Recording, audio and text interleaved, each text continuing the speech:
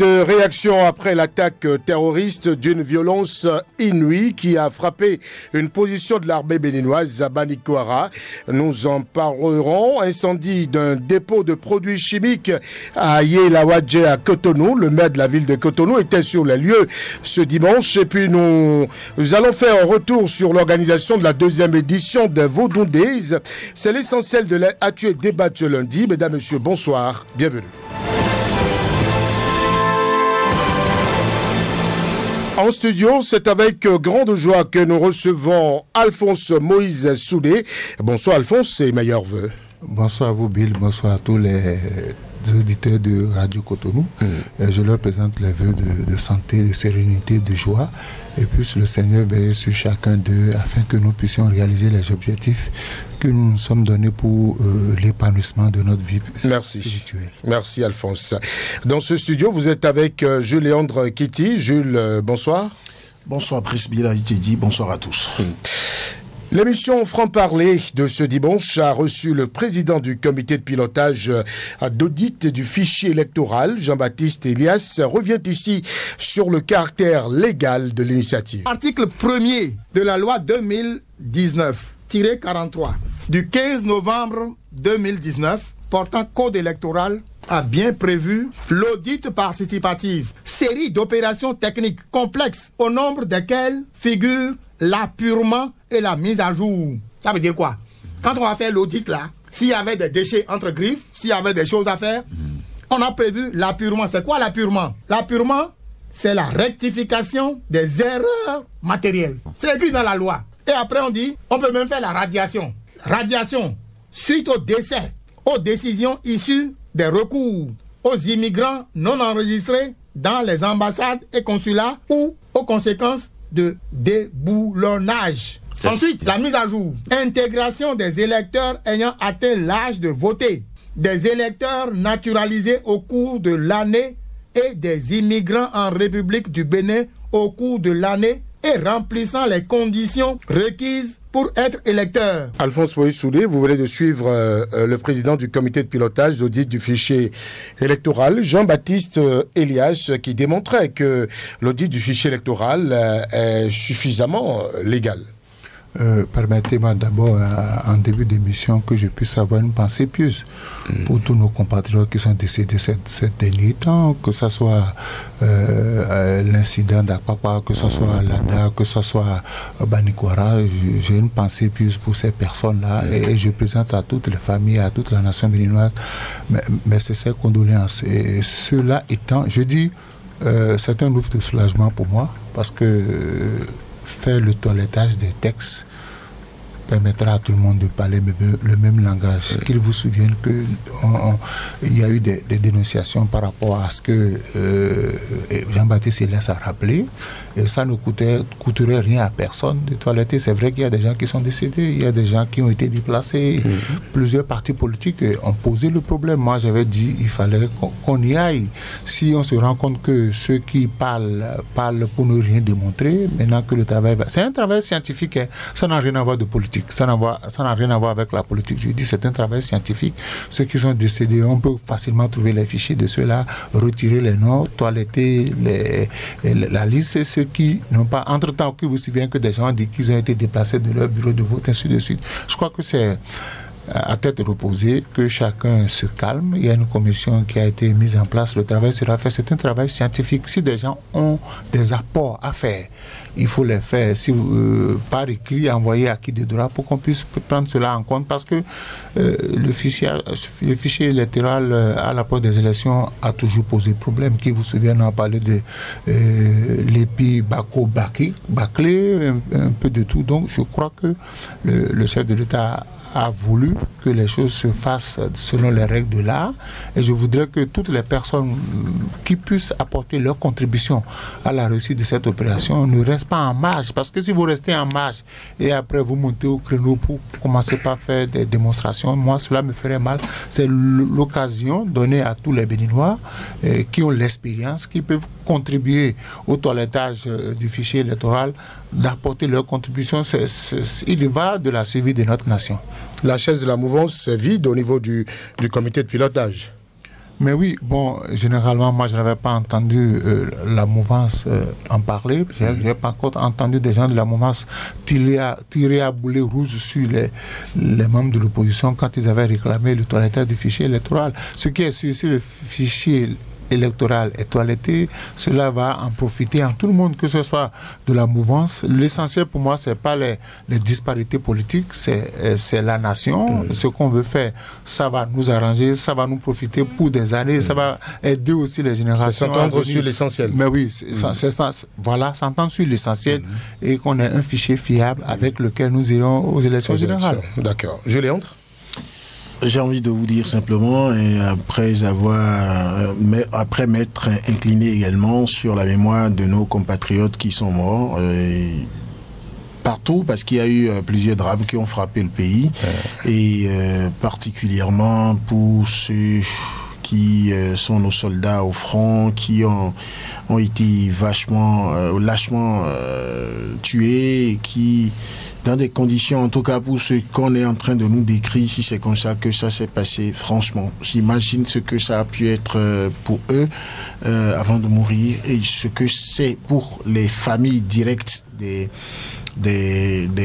victimes. Et je dis c'est toute la nation qui est victime. On va dire paix à leurs âmes et que vivement que leurs âmes soient vengées et que les ennemis ne puissent plus avoir de succès. D'ailleurs, ils n'en ont pas parce que nos forces de défense et de sécurité ont plus de succès que ça. C'est simplement que la main n'est pas faite pour trop communiquer. Alors, sur la question que vous posez, moi j'ai envie de vous dire, si ce qui est en train d'être fait, tout ce que Jean-Baptiste Elias a pu dire et que vous nous avez fait entendre tout à l'heure, mais c'est légitime. C'est-à-dire que sur le principe de si quelqu'un est décédé, il faut l'enlever de la liste électorale, du fichier électoral, tout Béninois et tout intellectuel est d'accord, tout citoyen est d'accord.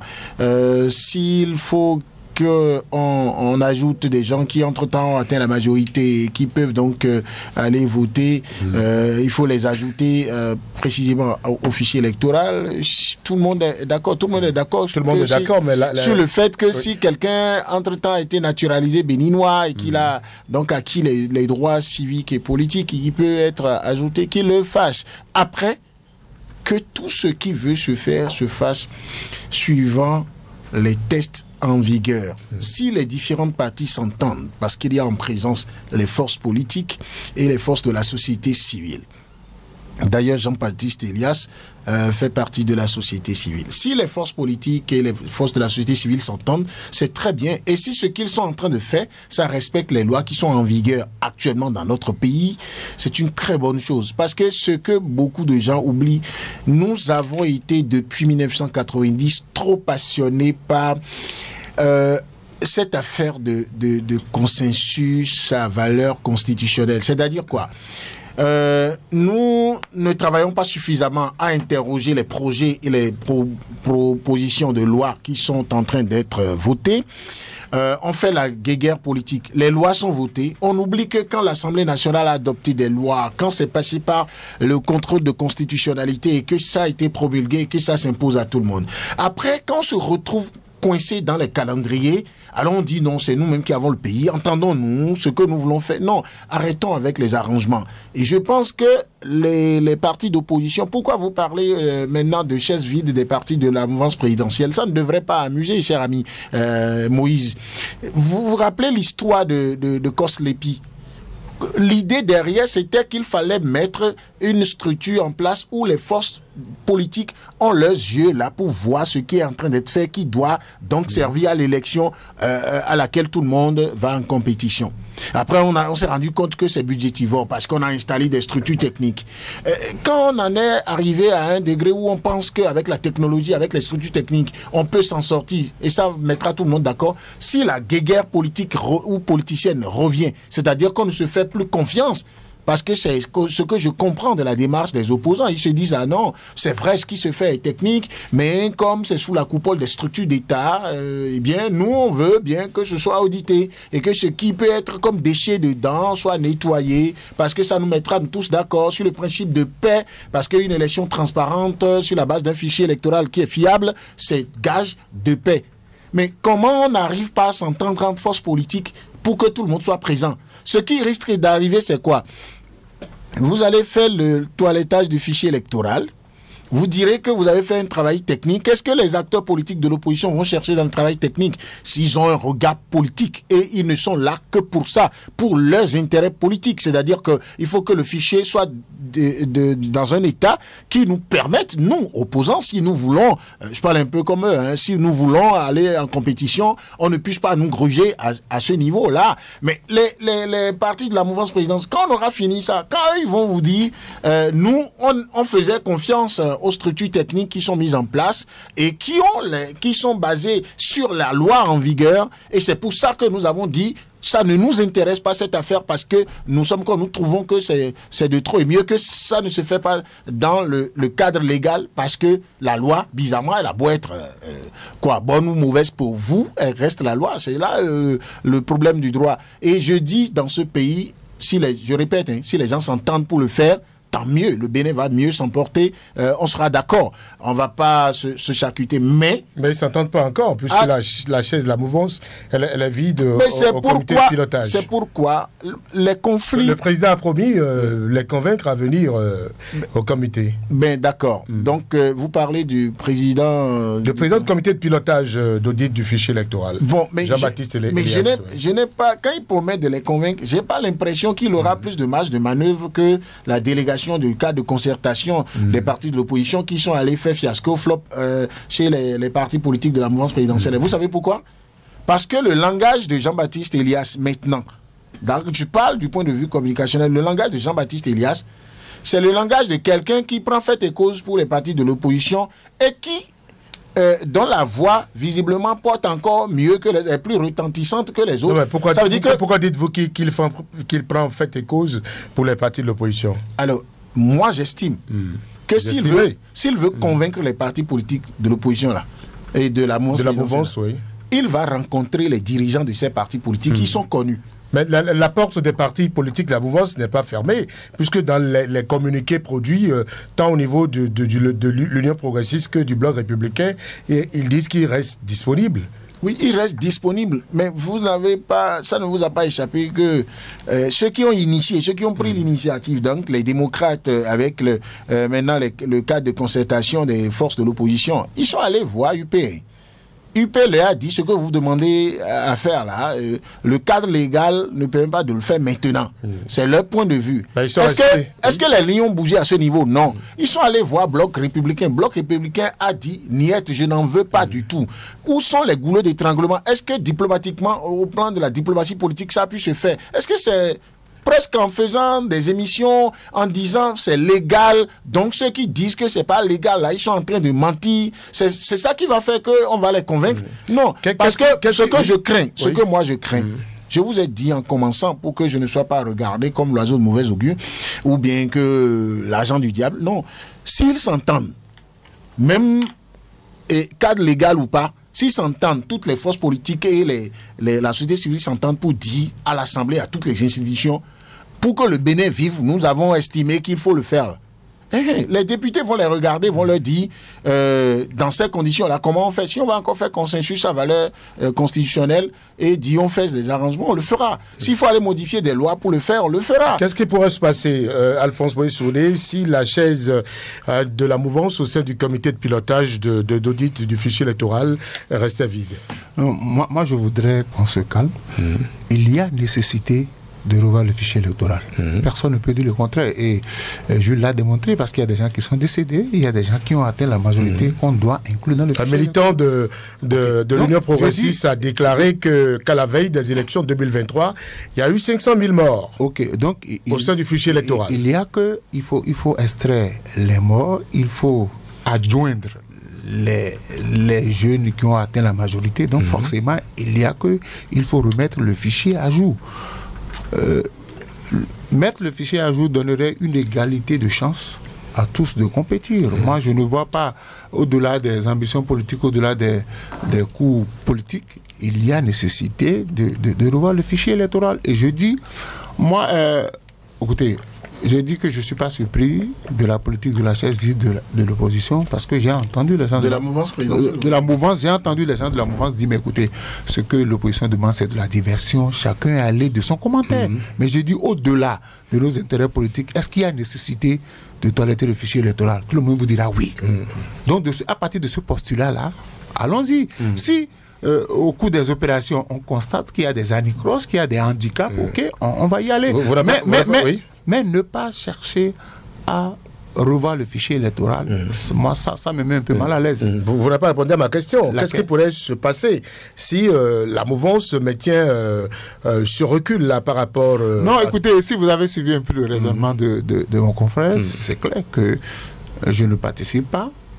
Et je pourrais y mettre des réserves dès que le travail sera fait. Ça, là, c'est de la stratégie politique. Ne nous trompons pas. Je ne participe pas aux travaux de toilettage. Je garde ma position mode observation et à la fin, je fais des observations qui vont contre le résultat final. Je ne suis pas d'accord. Je ne suis pas d'accord. Et c'est comme ça. Donc, je dis, est-ce qu'on a intérêt encore à faire ça? Parce que maintenir le fichier tel qu'il est, personne ne sait qui va sortir gagnant lors des élections générales. Personne ne sait qui sortira perdant. Donc, autant s'entendre pour que le minimum, moi je dis le minimum, on ne peut pas s'entendre sur tout. On peut pas s'entendre sur tout, mais le minimum, c'est qu'on doit sortir les morts.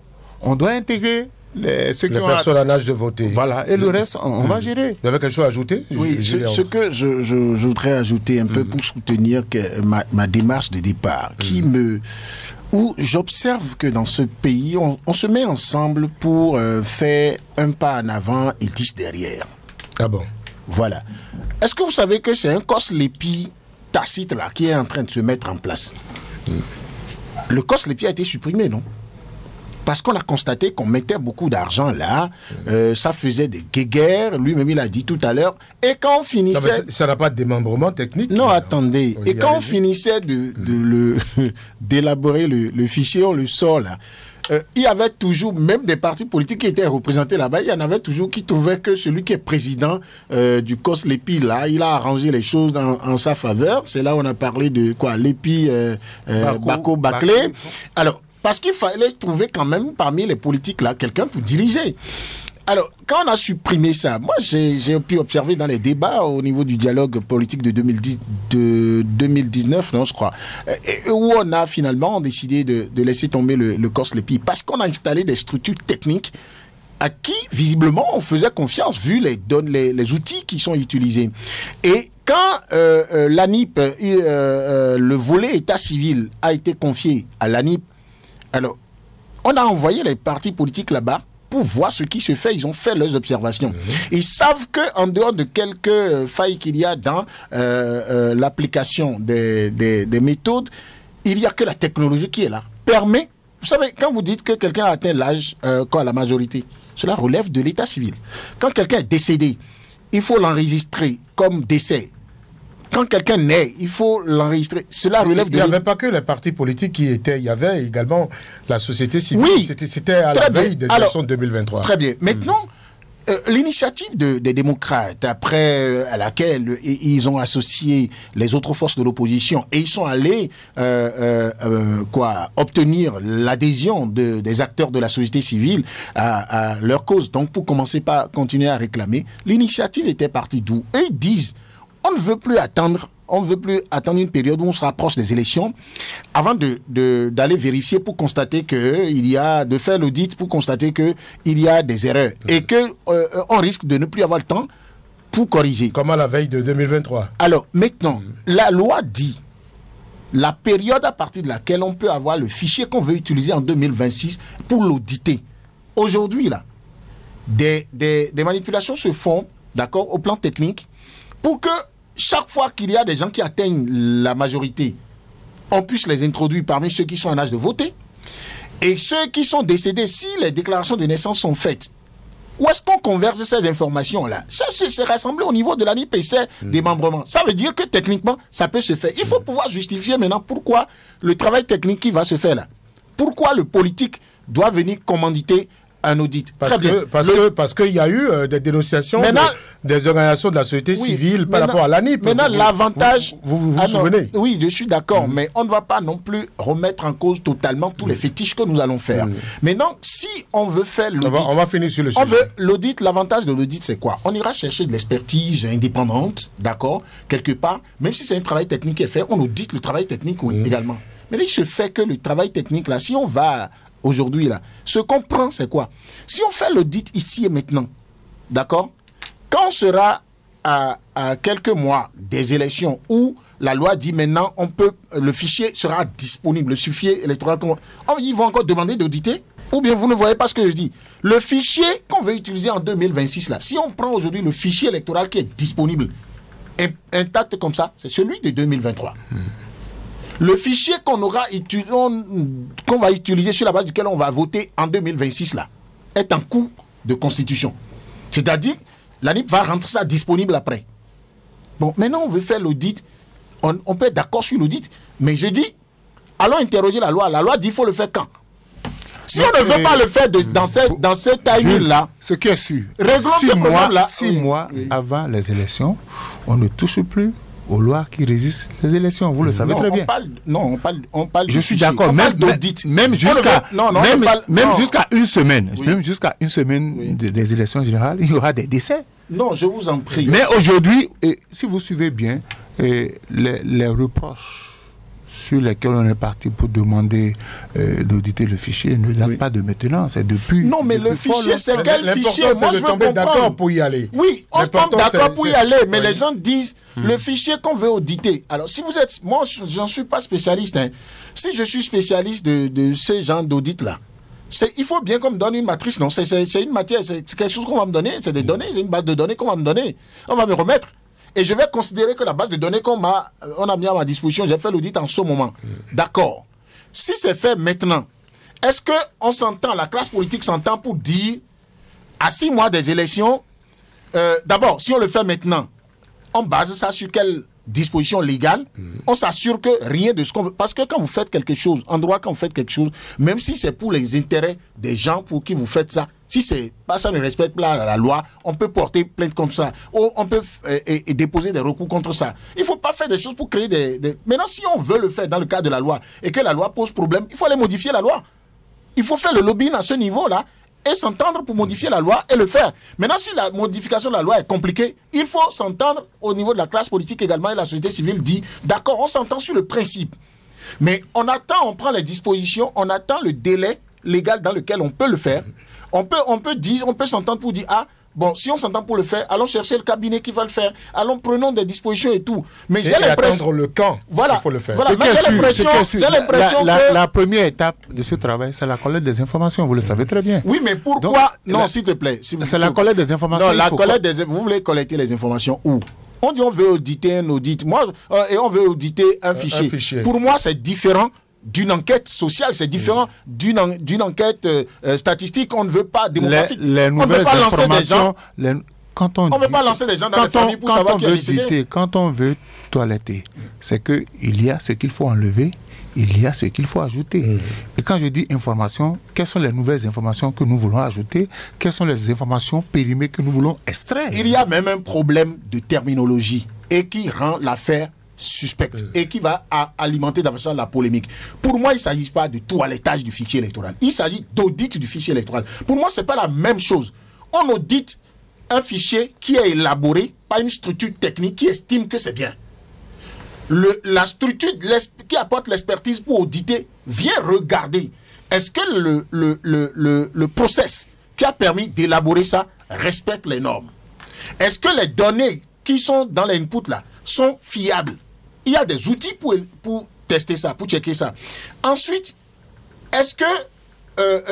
Vous ne voyez pas qu'avant d'auditer, il faut toiletter? Oui, mais le toilettage se fait par les structures techniques qui sont là. Bon, quelle est la structure politique qui est mise en place pour toiletter? Quelle est l'expertise? Parce que même l'audience au cours de laquelle le chef de l'État a dit aux démocrates, à la délégation des démocrates, ah mais si c'est si toilettage de quoi audit du fichier électoral, si ça peut vous mettre à l'aise pour qu'on soit d'accord, pour qu'il y ait la confiance, bon, allez chercher l'expertise, venez faire. Et si vous n'aviez pas l'argent pour faire ça, mais je serais même prêt. Parce que l'État vous donne l'argent pour le faire. Alors, même dans ces conditions-là, dans ce qui avait été dit là-bas, quand le chef de l'État finit de dire ça, là, est-ce que ça signifie que le chef de l'État dit, OK, les structures techniques là, remettent le fichier électoral aux démocrates et aux structures politiques, et ils reviennent pour dire on est d'accord ou on n'est pas d'accord? Non. Ils vont chercher de l'expertise indépendante. Et l'expertise là n'est pas habilitée à venir toiletter. C'est dans ce cadre que le comité a été mis est autorisé à venir auditer pour dire, voici, vous faites audit, vous faites des observations pour dire corriger telle chose. Mais ceux qui touchent à ça pour modifier là, c'est les structures auxquelles l'État a confié ça. Et ces partis politiques le savent très bien. Donc de ce point de vue là, tant qu'on va continuer à faire dans le système, vous êtes là sur les médias, tant qu'on va continuer à s'accuser pour dire ah, les autres là, ils font leur manigance et nous sommes, et ils disent que c'est pas légal, c'est pas dans le cadre légal, nous on pense que c'est légal et on vocifère. Je vous en prie, les autres vont rester campés sur leur position. Et ce n'est pas bien qu'ils aillent jusqu'au bout avec des chaises qui soient vides. Une seule chaise de vide là remettra tout en cause. Maintenant, je souhaite beaucoup de chance au comité que dirige M. Jean-Baptiste Elias, pour qui j'ai beaucoup de respect, pour les luttes qu'il a eu à mener dans ce pays jusqu'aujourd'hui, tant sur le chantier de la lutte contre la corruption que sur la gouvernance de façon globale. J'ai beaucoup de respect pour lui. Ceux qui sont membres ou qui sont des animateurs des partis de l'opposition, comme de la mouvance présidentielle, j'ai beaucoup de respect pour eux. C'est des intellectuels achevés. Mais je pense qu'il faut qu'ils mêlent le vrai débat pour ne pas tourner en rond. Parce que ce qui risque d'arriver, le débat là peut continuer jusqu'à un mois des élections. On ne fera pas ça. Et après, on va dire non, n'allez pas voter. Et quand on va donner les résultats après, qu'est-ce qui s'est passé depuis 2019 ? Pourquoi êtes-vous si pessimiste ? On va peut-être l'attention sur le sujet, s'il vous plaît. Non, le doute, je suis dans le doute méthodique qui est mieux que l'illusion de dire dans les incantations, ah, il faut le faire, on doit le faire parce que c'est nécessaire. Mais personne ne dit, est-ce que la loi permet de le faire maintenant? Personne ne dit, est-ce que c'est audit du fichier électoral qu'on fait ou bien toilettage? Je dis, tant que vous allez continuer à faire dans le mélange des terminologies, comme en politique, ce que vous pouvez dire ici, je vais considérer comme lapsus, Moïse. Si vous étiez acteur politique, si on était en acteur politique, même quand vous faites un lapsus lingué, je pense que c'est intentionnellement que vous le faites. Merci. La politique est faite ainsi. Merci. On va passer à un autre sujet. Avalanche de réactions après l'attaque meurtrière contre l'armée béninoise à Banikoara, au nord du Bénin. Cette attaque n'a laissé personne indifférent.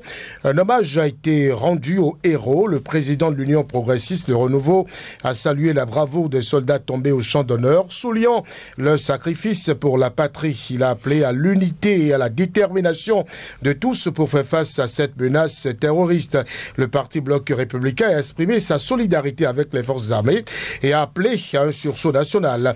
Le président du parti, Abdoulaye Biotchane, a souligné l'importance de renforcer les capacités opérationnelles de l'armée pour faire face à cette menace grandissante.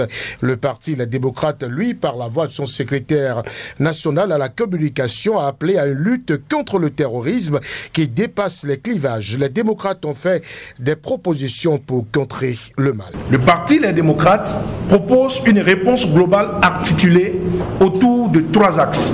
1. Le renforcement de la coopération régionale. Ce renforcement sera matérialisé à travers la mise en place de brigades mixtes, ou plus communément appelées groupements tactiques interarmés. De telles unités, composées de soldats issus de tous les pays frontaliers, permettront de pouvoir mutualiser les ressources afin de faire face à l'hydre terroriste dans les zones frontalières sensibles et dans le pacte W. Cette stratégie de coopération internationale permettra aussi le partage systématique des renseignements pour une riposte rapide et efficace, ce qui permettra de suivre les groupes terroristes qui vont et viennent entre nos différents pays et les éradiquer. Pour exemple, les accords de coopération militaire entre 2 pays de notre sous-région permettent à ces brigades mixtes d'opérer sur le territoire de l'un ou de l'autre jusqu'à 40 km à l'intérieur des terres. 2. Un investissement socio-économique massif dans les zones sensibles. Il s'agira pour les pouvoirs publics d'implémenter un programme économique spécial pour les régions à risque. Ce programme s'articulera autour des mesures suivantes. Le développement d'infrastructures, c'est-à-dire des routes, plus d'écoles et plus d'hôpitaux pour désenclaver ces régions. La création d'opportunités économiques pour la jeunesse grâce à des projets agricoles et artisanaux. Enfin, la lutte contre le chômage à travers des programmes de formation professionnelle et d'entrepreneuriat. Enfin, un renforcement de la coopération avec les populations locales. Gagner le combat contre le terrorisme passera par une meilleure collaboration avec les populations civiles. Cela permettra de renforcer le renseignement à la base, développer des relais communautaires à la base, afin de pouvoir adapter des stratégies de déradicalisation. Le secrétaire national à la communication du parti Les Démocrates, Guy Dossou Tokpe, à l'instant. On va apprécier les différentes propositions de ce parti-là, le parti de la flamme qui invite le gouvernement à adopter le modèle algérien pour contrer le mal. Mais avant, Alphonse Boye-Soudé, je voudrais qu'on apprécie de façon générale l'appel à la solidarité, à l'unité des différents partis politiques. Bloc républicain, Union progressiste et d'autres personnalités, le clergé et bien d'autres. Je salue tout cela. On a constaté qu'il y a un certain sursaut d'orgueil de tous les Béninois, parce que ce sont nos frères qui ont été massacrés. Donc, pour ce moment-là, on doit taire nos querelles et penser à l'intérêt national. Et je salue tous les partis politiques, la société civile, tous ceux qui ont quand même envoyé des messages de condoléances, qui ont soutenu l'armée. Mais cela dit, j'ai lu dans la presse que l'armée du Burkina Faso aurait aidé à neutraliser ces terroristes-là. J'ai vu ça comme ça. Mais je dis, aucun pays de façon isolée ne peut lutter seul contre le terrorisme. Vous avez vu, aujourd'hui, j'ai suivi un peu les commentaires quand ça s'est passé, parce que c'est de l'horreur. On peut pas brûler des êtres humains comme ça, vous débarquez. Et puis quand j'ai vu la vidéo qui a circulé, j'ai dit, mais mon Dieu, aujourd'hui, nous devons nous associer à nos voisins, ceux qui ont déjà fait l'expérience. Le Niger a fait l'expérience de la lutte contre le terrorisme, le Burkina Faso, et en matière de stratégie, l'armée ne parle pas. Je crois qu'il doit y avoir un conseil aujourd'hui avec le chef d'état-major. Donc, on ne peut pas dire sur la presse, l'armée ne peut pas dire ne peut pas dévoiler les différentes stratégies, mais l'armée peut prendre en considération, de façon diplomatique, il faut qu'on s'associe aux autres. Parce que dès que, je me rappelle que le président nigérien, quand il parlait de lutter contre Boko Haram, avait dit que tous les pays devaient se mettre ensemble. Parce que quand le terrain du Burkina Faso est aujourd'hui impossible, celui du Niger est impossible, on est venu chez le Bénin. C'est vrai que nos forces de sécurité et de défense n'avaient pas cette expérience, c'est tellement qu'ils ont été pris de coups. Et le drame est qu'en partant, ils ont emporté encore les armes. Ça veut dire qu'ils reviendront. Donc il va falloir qu'on mette en place les stratégies. Moi, je ne suis pas de l'armée, mais je sais que dès que cet incident est intervenu, les spécialistes, les stratèges de l'armée béninoise sont en train d'élaborer des stratégies pour contrer la prochaine arrivée des djihadistes. Mais je souhaiterais que nous puissions collaborer avec nos voisins. Parce que ceux-là, ils dorment quelque part, ils viennent de quelque part. J'ai vu des gens qui étaient sur moto, et puis ça m'a paru un peu bizarre, mais j'ai dit, il faut qu'on collabore. Et ce qui est capital, c'est l'information, les renseignements, parce que ceux-là, ils dorment dans des maisons. Même s'ils viennent de loin, avant d'aller opérer, ils se regroupent quelque part. Et il faut dire que certaines populations sont tellement terrorisées que quand ils voient ces gens-là venir, ils se tairent, ils ne disent rien parce qu'ils peuvent s'en prendre à elles. Donc aujourd'hui, c'est une négociation entre États. Il faut que ceux qui sont chargés de cela puissent prendre à cœur. Donc on gagnerait à faire taire les querelles entre, par exemple, le Bénin et le Niger. Oui. Très rapidement. Moi, je dis, il faut associer, il faut travailler avec le Niger, il faut travailler avec le Burkina, il faut faire recours à l'expertise malienne, il faut demander aux Nigériens comment ça s'est passé pour que nous puissions mettre nos expériences ensemble pour lutter contre. Parce que quand les terroristes veulent attaquer, on ne fait pas de différence de nationalité. Hein. On attaque tout le monde. Ça peut être on peut avoir des Burkinabés, là, on peut avoir des Nigériens, des Maliens. Donc, il faut qu'on se mette ensemble, la main dans la main, les petites querelles, qu'on les taise et qu'on se mette ensemble pour lutter contre l'avancée du djihadisme. Vous avez suivi le secrétaire national à la communication du parti Les Démocrates, Jules Léandre, le parti de la Flamme qui a fait 3 propositions: renforcement de la coopération régionale, investissement socio-économique massif dans les zones sensibles et renforcement de la coopération avec la population locale. Comment appréciez-vous ces propositions du parti Les Démocrates? On les a toujours taxés de condamner sans proposer. Oui, j'ai envie de vous dire, hein, et ça, c'est ça aussi la preuve de l'honnêteté intellectuelle lorsque vous faites dans l'analyse. Avant de voir la pertinence de ces propositions-là, pour peu qu'il y ait propositions, je dis oui, bravo. C'est ça le parti politique d'opposition. On avait l'impression que de la démocratie à l'occidentale qu'on a copié, le mot opposition là nous dérangeait un peu dans la tête. C'est-à-dire, on dit nous sommes opposants, donc celui qui est en face, tout ce qu'il fait c'est mauvais. Il faut se contenter de dire comme une incantation que c'est mauvais et dire attendre le temps qu'il quitte là. Et surtout quand il s'agit des questions comme ça, c'est bien de faire des propositions. Heureusement, quand j'ai écouté les propositions, parce que je craignais, je me disais, mais les propositions dans ce sens, est-ce qu'il ne faut pas les faire? Et par exemple, que le chef de file de l'opposition ou le chef du parti Les Démocrates demande une audience au chef de l'État à y remettre un document pour dire, nous avons des propositions que nous avons déposées, pour que ces propositions ne soient pas dans la rue.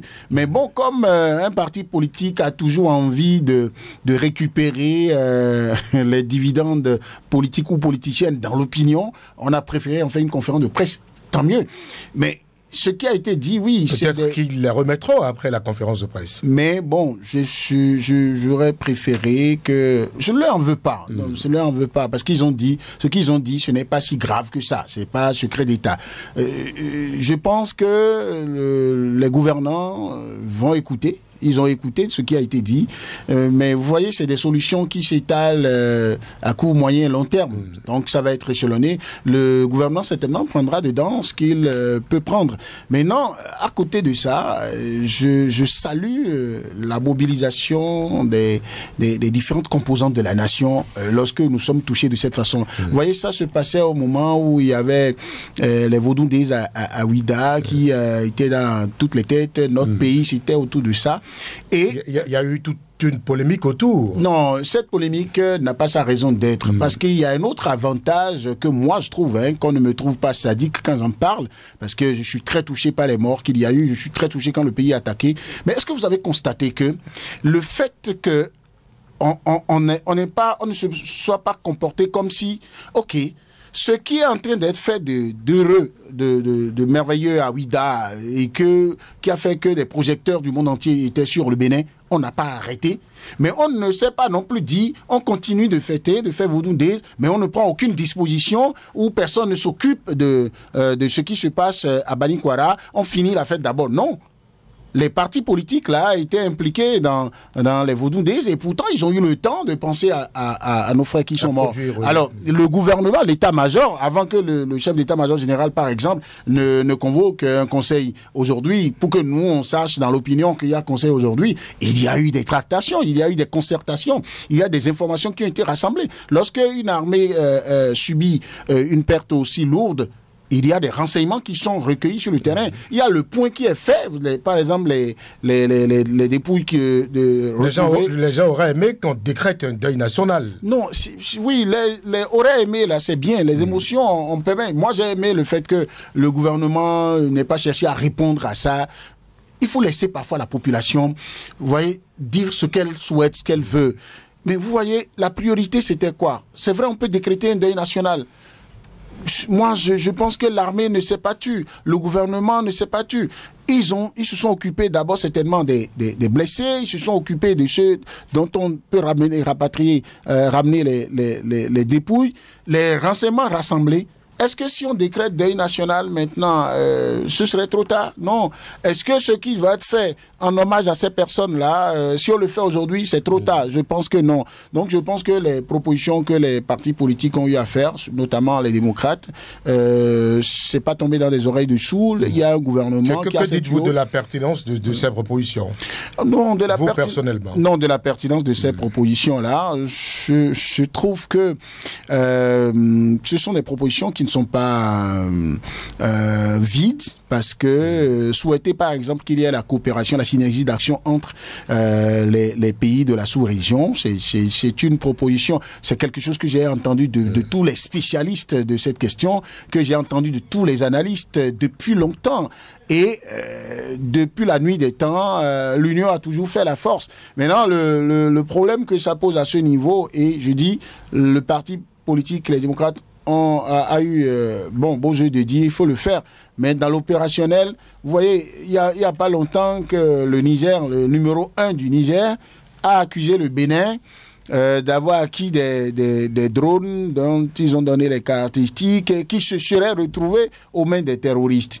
Et cela suffit pour que le président en exercice au Niger, le président de la junte, le général Abdourahmane Tiani, dise que le Bénin est en train d'aider les terroristes. Bon, alors, quand on voit par exemple que les terroristes, qu'on dit que le Bénin viennent frapper le Bénin avec une perte aussi lourde pour le Bénin, et avec des armes emportées, ça veut dire que si on retrouve une arme appartenant à l'armée béninoise aux mains des terroristes maintenant, le seul fait que ça se retrouve aux mains des terroristes, on dira que le Bénin qui a fourni. Bon, alors, c'est pas... Moi, j'aurais souhaité, oui, pour que des propositions du genre, que certainement auquel le gouvernement même avait pensé, eh bien, puisque le chef de l'État lui-même a dit au cours de son discours, il a regretté le fait que cette coopération-là ne soit pas assez serrée. Je pense que les chefs d'État des 3 pays, en tout cas notamment le Niger, le Burkina et le Bénin, ont entendu. Aucun d'entre eux n'a envie de voir ses enfants mourir, que le capitaine Ibé et puis le général Tiani et que le président Patrice Talon puissent se revoir. Ça ne ferait que du bien. S'entendre sur l'essentiel. Ça ne ferait que du bien pour nous. Alphonse Polissouli, très rapidement sur la pertinence des propositions, des 3 propositions du parti de la Flamme. Écoute, ce sont des propositions, il revient à qui de droit de les exploiter, mais je trouve que ces propositions, elles sont pertinentes, c'est-à-dire qu'elles peuvent être améliorées, ce n'est pas dire que ce qui est proposé est parole d'évangile, les spécialistes, c'est pourquoi j'ai dit en matière de lutte armée, il y a des spécialistes, donc les spécialistes sauront quand même exploiter le nécessaire. Mais l'essentiel est qu'on arrive très vite à se mettre ensemble pour qu'il n'y ait plus encore de carnage. Parce que moi, j'appelle ça carnage. On ne peut pas tuer des gens, y verser l'essence et les brûler. Ce n'est pas un mouton, ce n'est pas un bœuf. Donc, il faut qu'on fasse attention. Il faut déjà rassurer les populations parce que ça fait... la psychologie de ceux qui habitent les environs, ça a pris un coup et ça risque de... Vous voyez, moi j'ai vu quelqu'un a posté sur Facebook la photo des victimes, c'est pratiquement des jeunes. Bon, j'ai un collègue à moi dont le jeune frère est parti ce matin tôt, j'ai vu qu'il a posté la photo de son jeune frère sur son statut, son jeune frère qui est décédé dans cette fusillade-là. Il faudrait qu'on ne banalise pas. Moi, je dis qu'on ne banalise pas. Il faut aller très vite parce que personne ne sait quand ils reviendront frapper. Parce qu'aujourd'hui, il faut d'abord remonter le moral de la troupe. Il faut renforcer parce qu'il y a des armes qui sont parties. Donc, il faut rapidement armer cela pour qu'ils puissent contrer d'autres attaques. Sinon, ils vont dire, comme on a agressé l'armée, peut-être psychologiquement, ils sont fragilisés. Et j'aurais bien aimé que le père de la nation, le chef de l'État... Et on a dit qu'il y a eu des désertions. Vous savez, le chef de l'État... Le chef d'État-major a parlé, mais sa parole ne peut pas avoir la puissance de celle du chef de l'État. Ça, c'est une évidence. Le chef d'État-major, il est dans son rôle. Mais celui qui nous gouverne, qui est le chef de l'État, si sa parole va plus porter que celle du chef d'État-major. Vous attendez que le gouvernement se prononce sur le gouvernement va sur la question. Le gouvernement va se prononcer, mais il faudrait qu'on mène des actions à l'endroit des familles qui ont perdu un de leurs membres. C'est pas facile. Si vous avez votre enfant sur lequel... Parce qu'il y a des veuves, des enfants... Oui, si vous avez un enfant dans votre famille derrière. derrière. Sur lequel vous avez fonder tout votre espoir. Et voilà, un matin, on vous dit, ben, il a été brûlé, tué, brûlé. Ça laisse de l'amertume. Et vous allez voir, j'ai suivi des discours, des gens sont fâchés. Donc, il faut calmer tout le monde. On ne peut pas empêcher celui qui a perdu son enfant de dire son ressenti. On ne peut pas empêcher les familles qui ont perdu les enfants. Il faut agir. Il faut agir très vite. Sinon, les gens vont dire, bon, nos enfants sont allés au front pour défendre le pays et puis personne n'a réagi. Et cela pourrait, quand désormais on va lancer un recrutement dans l'armée, les parents pourraient dire à les enfants, ne t'inscris pas. Pourrait abattre le moral de la troupe. Tout à fait. 2 secondes, vous avez demandé. Oui, Julien. 2 secondes, juste pour dire, c'est bien, vous voyez, on est capable d'apprécier quand des gens font des propositions, mais je vois que au sein du parti Les Démocrates, on s'empresse également de dire que la lutte contre le terrorisme ne devrait pas être une affaire de clan. On s'afflige déjà de l'accusation. La lutte contre le terrorisme, les questions de sécurité n'ont jamais été une question déposée aux mains des partis politiques dans un pays. Et il n'y a pas concertation nationale tous les jours autour de ce genre de questions. Si vous avez des propositions, même simples citoyens, les forces de défense et de sécurité ont toujours demandé la coopération, la collaboration des populations. Vous êtes parti politique ou n'importe quoi, vous avez des propositions pour qu'on lutte mieux contre le terrorisme, la sécurité. Vous apportez ces propositions-là. Mais il y a une armée, il y a une police qui s'occupe de ces genre de questions. On ne va pas dire que c'est encore une affaire de Patrice Talon, d'un clan. Est-ce que le gouvernement doit être regardé par un parti politique comme un clan? Donc il faut que ces genre de mots, quand on veut faire des propositions concrètes autour d'une question du genre, il faut revoir les terminologies. Et non, je veux ajouter quelque chose. Allez-y rapidement. Il faut également que nous fassions attention sur les réseaux sociaux, sur les médias. Je réfléchissais un peu aux multiples communiqués, au moins 2 que la HACA a eu à sortir autour du traitement des questions de sécurité et de terrorisme. Mais là, je suis en train de me rendre compte que quelque part, la HACA a raison. J'observe quelque chose sur les réseaux sociaux. Faisons attention. Il y a même des jeunes acteurs politiques ou bien des gens qui veulent se donner un peu de visibilité, mais qui de façon éparse, chacun vient de jouer les spécialistes des questions de sécurité sur les réseaux sociaux et on exige toutes les informations de l'armée sur les réseaux sociaux. Et puis, par exemple, j'ai lu des gens à qui j'ai répondu, par exemple, qui utilisent des termes où on se moque du pays. On se moque de l'armée. Il faut faire très attention. Moi, j'ai lu, par exemple, et ça, je voudrais bien qu'il ait l'occasion de revenir là-dessus. Et ça m'a fait mal particulièrement pour lui. J'ai lu une vidéo avant de venir ici de M. Bertin Corvy. Mais il disait qu'il coulait des larmes, j'en ai pas vu. Il disait qu'il coulait des larmes pour les enfants qui sont décédés. Ça fait mal pour les familles, d'accord. Mais ce qu'il a dit, le fait de dire que on a envoyé des enfants. Non, si vous répétez ça, vous le faites de la publicité. Bon, voilà. Ne répétez pas ça.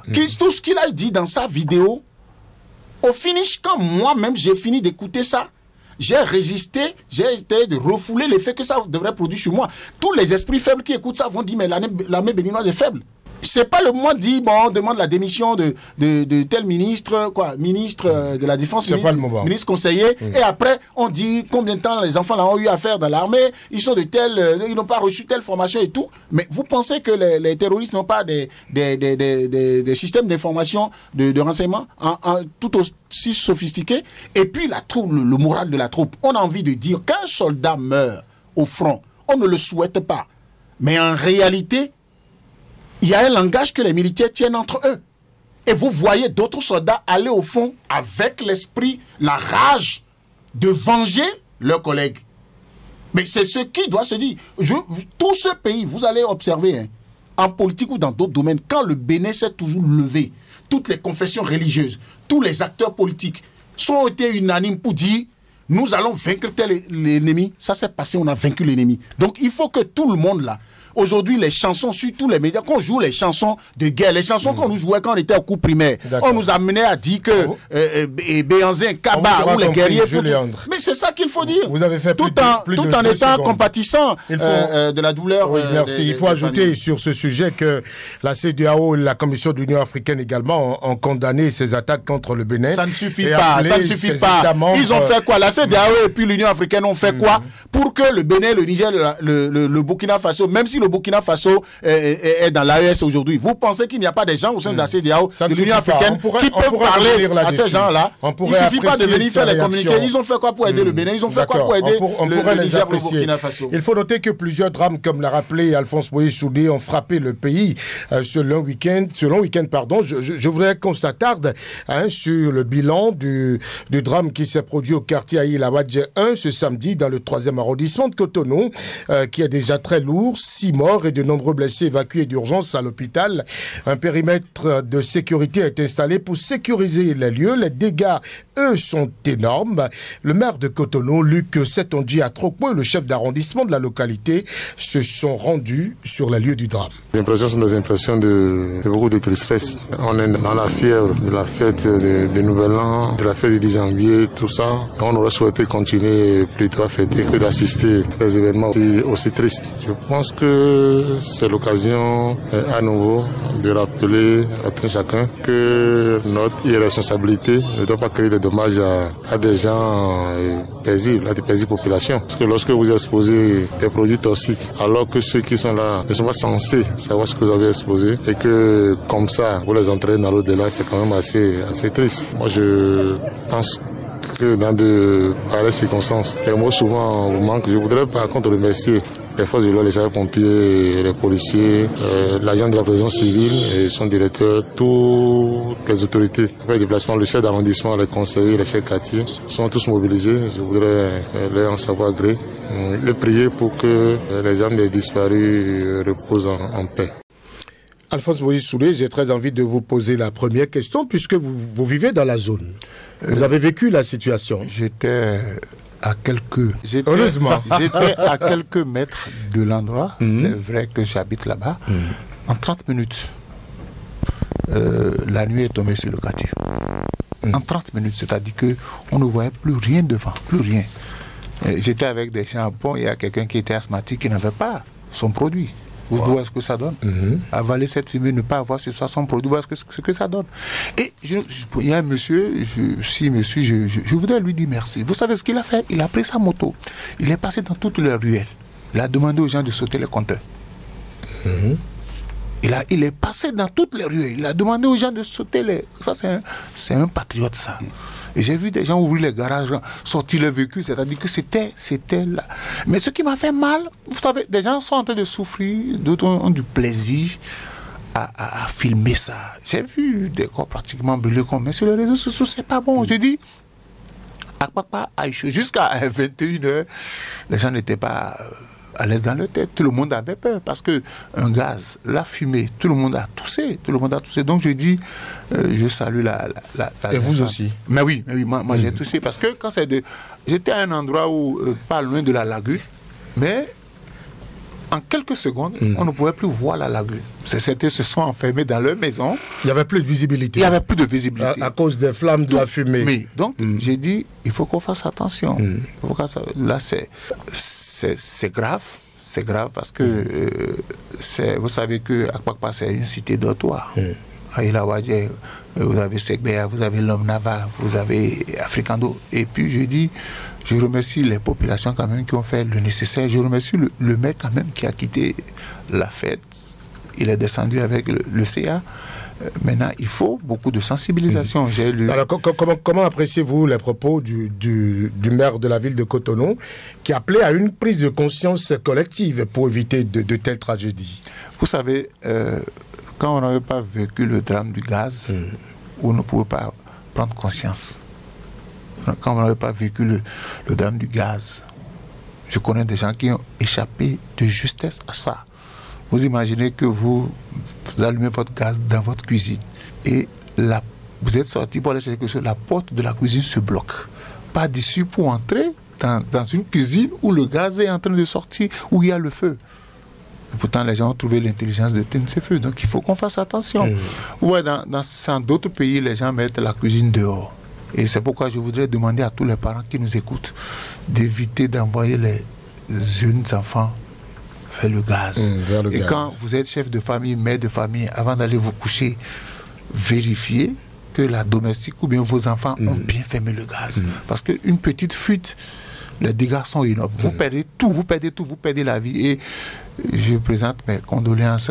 Je crois qu'il y a certains membres de la communauté congolaise qui sont partis dans le feu. J'ai lu les trucs aujourd'hui. Il y a toute une famille. Il y a toute une famille. Papa, maman avec... et je crois qu'il faut continuer les sensibilisations. Il y a des spécialistes dans les quartiers qui passent le message. Il faut que les gens... Bon, le communiqué est sorti pour parler de date d'opération de gaz. Il faut faire ça dans toutes les langues. Tout le monde n'est pas allé à l'école. Et il faut qu'on puisse dire aux gens, ce qui est arrivé là peut arriver à tout le monde. Nous devons être suffisamment prudents. Nous devons être suffisamment... J'ai entendu des gens dire, on ne va plus utiliser le gaz, on va retourner au charbon, simplement. Julian, je voudrais que vous vous prononciez à cet appel à la prise de conscience collective du maire pour éviter de telles tragédies. Également, le communiqué du ministre de l'Intérieur qui a appelé à la vigilance des citoyens, des riverains.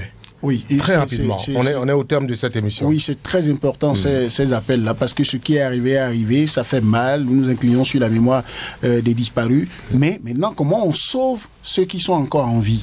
C'est-à-dire que quand vous prenez ce que dit le maire, c'est qu'il faut que désormais, ce que Alphonse dit là, que chacun soit son premier surveillant. Ensuite, là où on installe des magasins de stockage de gaz, par exemple, en agglomération, est-ce que les bâtiments, l'architecture des bâtiments là, c'est adapté à ça? Il faut qu'on vérifie. Quand on veut installer ça, il faut que systématiquement chacun se dise, même si on n'est pas venu, les structures d'État ne sont pas venues me contrôler là, est-ce que moi-même ma vie n'est pas en danger? Est-ce que la vie de mes voisins ne sont pas en danger? L'immeuble qui était en feu par exemple, tous les niveaux ne sont pas loués par les mêmes personnes. Donc, des gens sont chez eux tranquillement, peut-être en train de regarder la télé, et puis voilà, ils meurent. On appelle ça à Koba. À Koba, voilà. Maintenant, ce que dit le ministre de l'Intérieur, c'est tout aussi important. Et il faut, au-delà de ce communiqué, que le ministre, maintenant, avec les autres secteurs, les autres ministres, prennent des responsabilités pour faire des contrôles systématiques partout où on vend du gaz. Et les structures où chacun peut avoir une petite boutique pour mettre, par exemple, 50-100 bouteilles de gaz dedans. Quelle est la qualité des bouteilles de gaz qu'on échange chaque fois? Il y en a que vous voyez, parfois, vous avez peur que même toute la bouteille là se casse maintenant. On veut les utiliser jusqu'à ce que ça commence pas à avoir de fuite visible. Et puis ça, c'est dans notre culture. Regardez, il faut y veiller. Non, sincèrement, c'est une question de mentalité aussi. La sécurité, c'est pas un luxe. Il faut que les gens comprennent. Si j'utilise une bouteille de gaz et que moi-même je vois que là, ça commence pas, que j'ai le courage de constater que les 30 000, 40 000 avec lesquels j'ai acheté ça depuis 10 ans, vraiment, j'ai suffisamment usé ça, que je dépose ça pour ma survie, pour ma vie. Parce que quand vous voyez les gens qui sont brûlés à partir de gaz... Non, mais ça se change, les bouteilles de gaz. Oui, ça se change, là. Regarde, c'est ça. Vous êtes bien béninois dans la tête, vous-même aussi. Quand ça se change, là, ça c'est déposé chez quelqu'un. On va recharger ça. Ça va dans une autre famille. Ça veut dire que le danger est là. Il faut que on ait un système pour contrôler. Quelle est la durée de vie de résistance Qui contrôle? Mais attendez, il faut que chacun commence par se contrôler. Si ça paraît à l'œil nu, si moi je trouve que c'est bizarre, je demande aux gens de contrôler. Il y a des structures avec votre permission, oui, très rapidement. J'ai quelque chose à dire, il faudrait que je le dise. Très rapidement, 30 Vous savez, on a fait les Vautoun des Ouida. Vous savez ce qui m'a chagriné? L'éclairage public, quand vous sortez de Ouida. Moi, j'ai quitté Ouida l'année pour aller Cotonou. Il n'y avait pas l'éclairage public sur la grande voie. À la sortie, oui. Et vous voyez comment ce que les gens conduisaient cette voie. La voie n'était pas du tout éclairée. Je me suis dit, mais on ne peut pas organiser une grande fête comme ça à Ouida sans pouvoir s'occuper de l'éclairage public. Il y a des gens qui filaient. Nous, on a été obligés de rouler tranquillement parce qu'il y a des gens... C'est la preuve que le développement d'un pays, il faut faire des choses et il faut être ambitieux pour faire de grandes choses. Quand vous parlez d'incendie maintenant, vous avez vu les marchés qu'on a construits maintenant. Il y a des Béninois qui se permettent de dire « Ah, est-ce que de ces marchés-là, on en a besoin ?» Aujourd'hui, ces marchés-là que vous voyez, pour qu'il y ait incendie dans ces marchés et qu'il soit impossible d'arriver à bout des feux tout de suite, ça va être compliqué. Il faut qu'on en arrive là. Il faut que là où on installe les gaz, là on ait des bâtiments adaptés à ça. Patrice Bédia est resté à la réalisation de cette émission. Prise de vue, Job Chikper. Merci à Julien Rokiti et Alphonse Moïse et Soudé pour leur active participation à cette émission. Présentation, Brice Bill a été dit, on n'a pas pu évoquer l'organisation de la deuxième édition des Vautoun Days. Jeudi, c'est notre rendez-vous de Actu et Débat. Prenez déjà le rendez-vous. À bientôt.